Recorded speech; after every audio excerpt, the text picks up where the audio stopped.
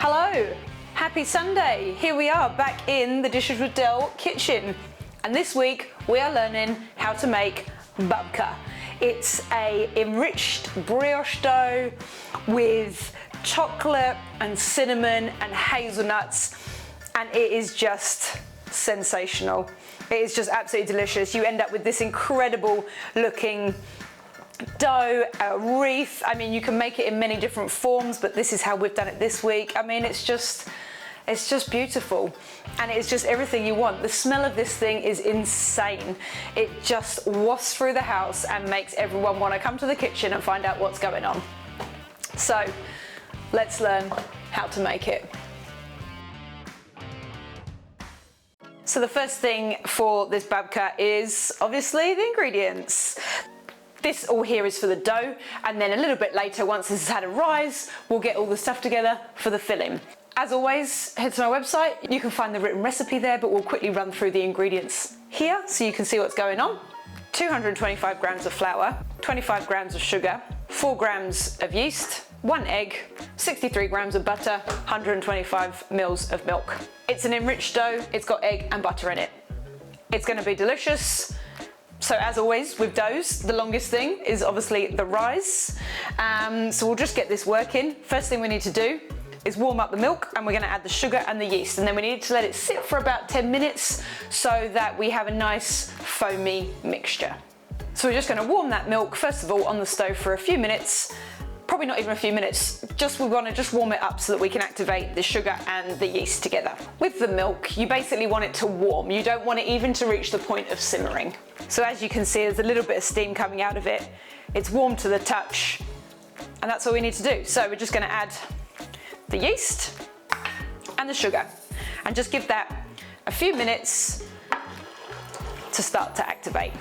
So you can see here, this is the milk mixture. It's all gone foamy from where I've given it a little whisk. There's no bits of yeast left in there. All the yeast has dissolved, and that is all ready to go. The only other thing that we need to do is whisk up the egg yolk, whisk up the egg. So you want to make this well beaten. And then we're going to add the melted butter, which has slightly solidified. It's quite cold in my kitchen today, as it is winter here. Also a bit gloomy. I don't know whether you can pick that up, but it's very grey outside, raining. So this is going to be a lovely little treat for this afternoon. And we'll just mix that all together so it's all bound. It needs 2 hours or so to rise. So what I've done is I've just turned on the oven to the light setting, because it'll be a little bit warmer in there. Yeah, and that's it. So that's the egg and the butter. And then we just have the flour. So what we're gonna do, salt. We need some salt. Always so important when you're baking sweet things. You know, salt is an enhancer, so it brings all the flavors out. So we need a good pinch of salt in the dough too. So we'll just mix that together.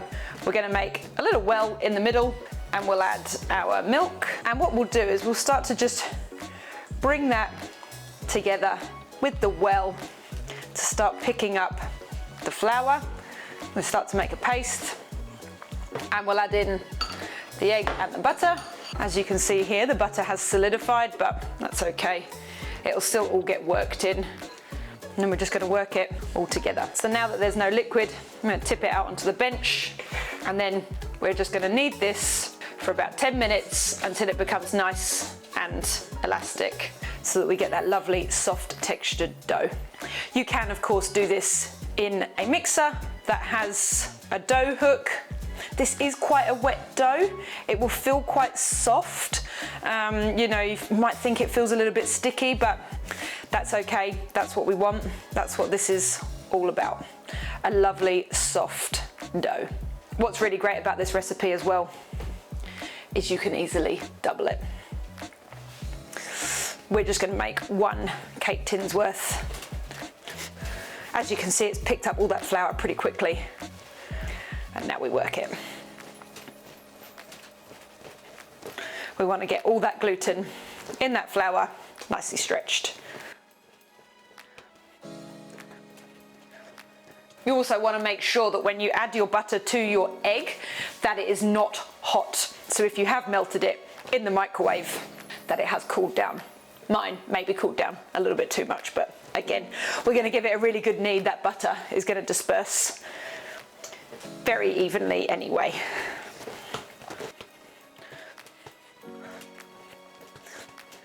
I've said this before, but I do actually really like kneading by hand because you just get, you know, you just feel a little bit more connected to what you've made, and it's a good workout.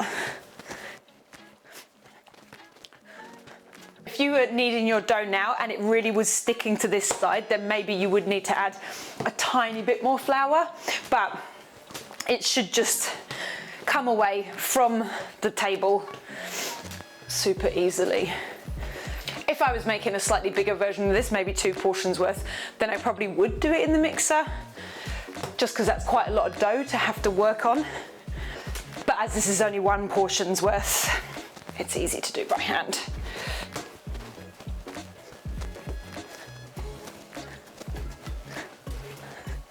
Once the dough has really come together, you can go for the double-handed knead.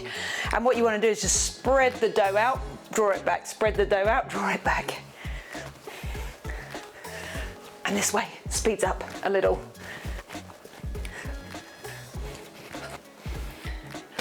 And there we go. I reckon we are there. No tearing, beautifully plump, soft. Yeah, I think that is bloody good. So I've got a bowl, just the smallest bit of oil around the edges to stop it sticking, and then in it goes. We'll cover it up with a little bit of cling film, and we'll set the timer for 2 hours. When this guy will be ready to go and we can roll it out with our chocolate spread in the middle, and then we can form it.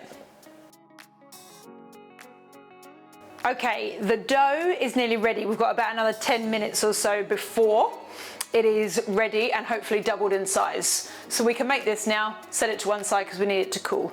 So I've got 90 grams of butter, 100 grams of good dark chocolate, 40 grams of icing sugar, 25 grams of cocoa, and then we're gonna have 70 grams of roasted and chopped hazelnuts. They are currently roasting in the oven. So you can put this in the microwave if you want. I just like to do it the old school way, so I've got a metal bowl, butter in. We're gonna add the chocolate, and I'm gonna sit it on a pot on the stove so it can slowly melt. And then once it's melted, we're gonna sift this in, and we're gonna add the chopped hazelnuts. So we'll be back in a few minutes with all them things ready to go.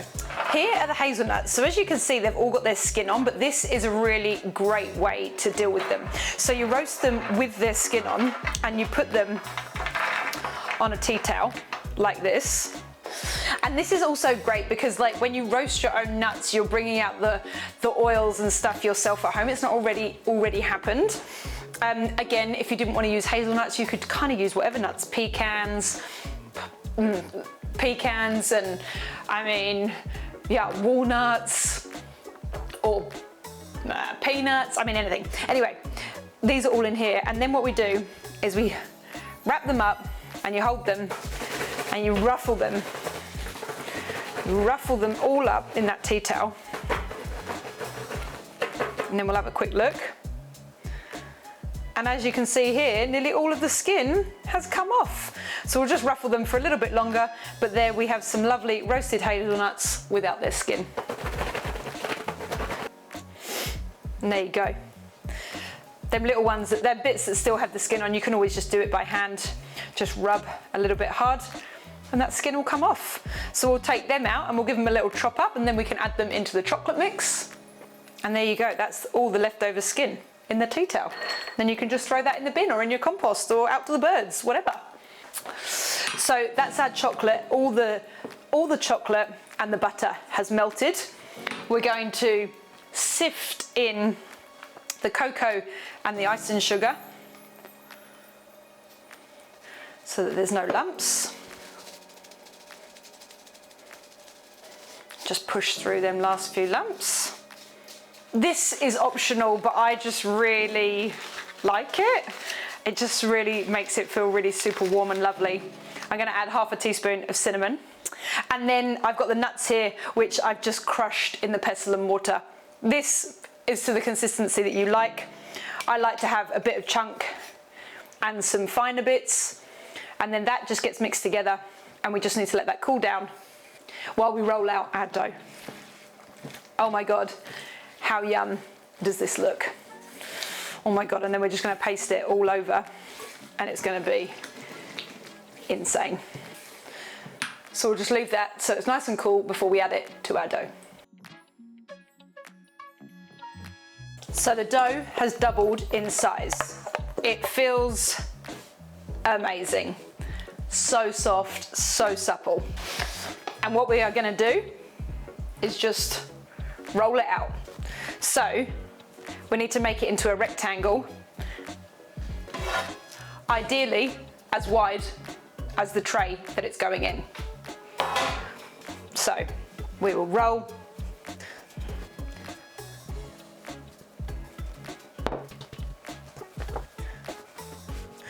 Something like that. So it needs to roughly be about 30 centimeters by 25. That is roughly that shape. And you want the long side towards you as we roll it. So we're going to spread on our cool chocolate mix.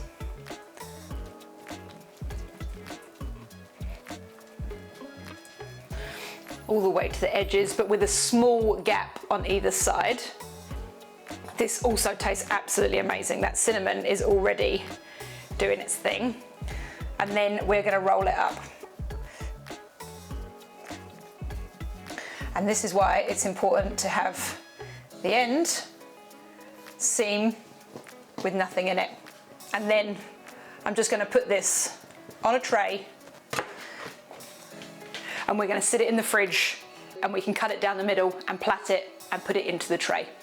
Okay, the dough has had just about 15 minutes chilling in the fridge, so it just makes it a little bit harder, which is nicer and easier then to work with, because it's very soft otherwise, and if you're not used to doing it, it's a really hard dough to work with to then get into your dish. So we just need to make sure that we just give this a little bit longer to rise. So it's going to be about another hour or so, and this will be ready to go into the oven. While we were doing that, I found this one. I thought this would be much nicer for this lovely braid. But again, whatever you have, you can use. So what we need to do now is we're just going to cut this in half. And what you can see here is the interior. It looks amazing. It looks great. We've got this nice, defined lines. We've got a nice amount of mix. And then we're just going to braid it, and we're going to sit it in here. So you just take your two ends. I'm just going to leave it maybe for a few minutes just to slightly warm up, because it's a little bit stiff still to work it, because otherwise we might break the dough. So we'll just give that a few more minutes and we'll come back to it. Just while that's softening up just a tiny bit. The last thing that we also need is to make a small syrup that we're going to brush over the top when it comes out, when it's hot. So I've got 60 mils of water and 100 grams of sugar just here, and we'll just bring that up to the boil, and then once this comes out, we're just going to pour it all over the top while it's sat in the tray, and it's going to be super sticky and it's going to soak in, and it's going to be absolutely amazing.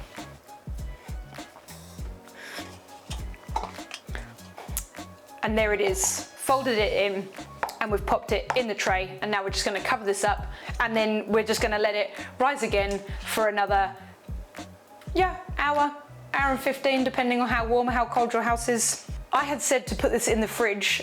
You only want to put it in there for maximum 5 minutes, because you want it just to be a tiny bit set so that you can fold it a little bit easier. I think I probably left this in there for a little bit too long, but hopefully it won't hinder what happens to it next. Even we make mistakes.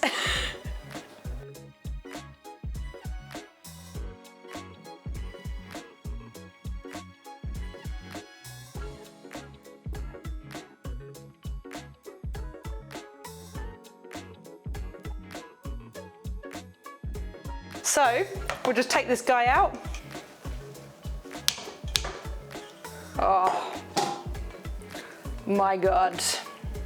And that's it. We've got it out of the oven. We've poured the syrup all over the top.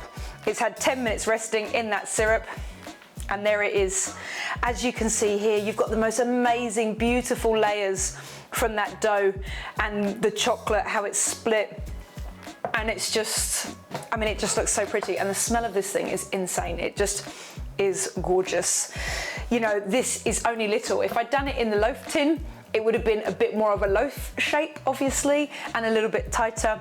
But we've done it in this gorgeous little reef, and I just think it looks amazing. So I think it's about time we cut into this, or in my case, tear into this.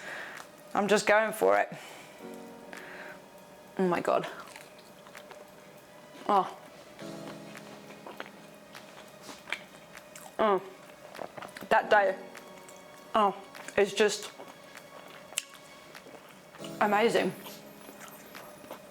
And the chocolate is delicious.